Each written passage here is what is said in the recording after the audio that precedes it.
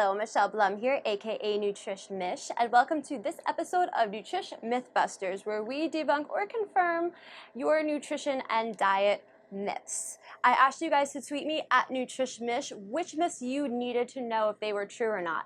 So today we're going to talk about one that I got a lot from you guys actually. Should I stop eating after 7 o'clock? So this is a myth, but the concept actually might apply to you. So here's the thing, your body has no idea what time it is. It doesn't know if it's 7 o'clock, 10 o'clock, it doesn't know. So nothing magical happens at 7 o'clock where everything just turns to fat. It's kind of relevant on when you stop expending energy for the day. So here's why.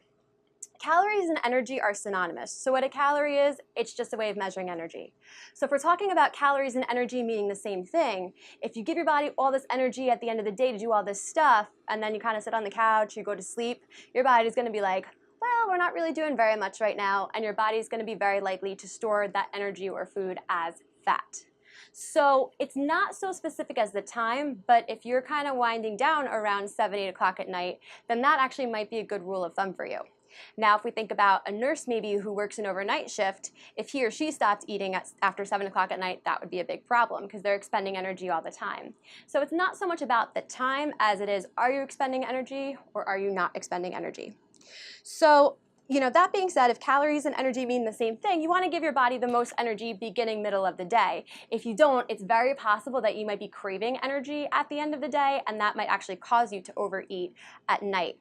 But personally, what I see with my clients, that's one of the most impactful things when it comes to weight loss or weight gain. And I'll tell you a funny story. So when I was in college back in the day for a class, you know those like giant muffins that you get from a certain donut establishment?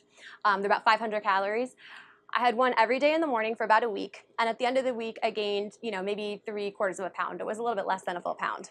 A month later, ate everything else exactly the same as I did that week, except instead of having the muffin at 9 o'clock at night, 9 o'clock in the morning, I had it at 9 o'clock at night. And that week, I gained 3 pounds. So it tripled the amount of weight that I gained where I had those extra calories. So calories aren't just always calories. Sometimes where you're putting them in the day really makes a big difference. But like I said before, it's not about the time specifically so much, it's the concept. So if you're gonna be up till 2 in the morning because you're a college student and you're studying, if you eat dinner at 8 or 9 o'clock, it's not a big deal. If you are going to bed at 8 or 9 o'clock, then it might be a big deal. But the time itself doesn't really matter so much. So general rule of thumb, the less you eat at night, most likely the better, but it doesn't really matter the time so much. Generally, if we're talking about a meal, you want to give your body at least 3 hours to burn off the meal before bed. And if we're talking about a snack, at least 2. The only thing you want to be careful about is if you eat, at 5 o'clock, your dinner, and then you're going to be up till midnight, there's a potential possibility that you might actually get physically hungry and then almost like have to eat at night. So you want to be careful and time everything out pretty well, otherwise you could kind of be in that weird position there.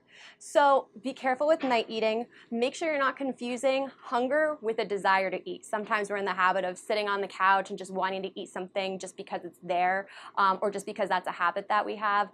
But you want to be very careful about that. You really only want to eat, in this case scenario at least, when you're physically hungry. If you're not sure if you're confusing that with an appetite, if your stomach's growling, you're hungry. If your stomach's not growling, you probably just have an appetite or a desire to eat something. So I want you guys to tweet me at NutrishMish, NutrishMish, and tell me which diet myths you need to know about. I want to hear them so we can help debunk them. So give us a visit at www.nutrishmish.com, or you can give us a call at 516-813-6698 extension 2. Nutrition can be confusing. We make it unconfusing at NutrishMish. We want to get you into good eating habits and create a good relationship with food. We're going to offer you guys a free consultation when you call or visit our website and mention this podcast, Nutrish Myths. All right, I'll check you guys out next time. And until then, stay healthy.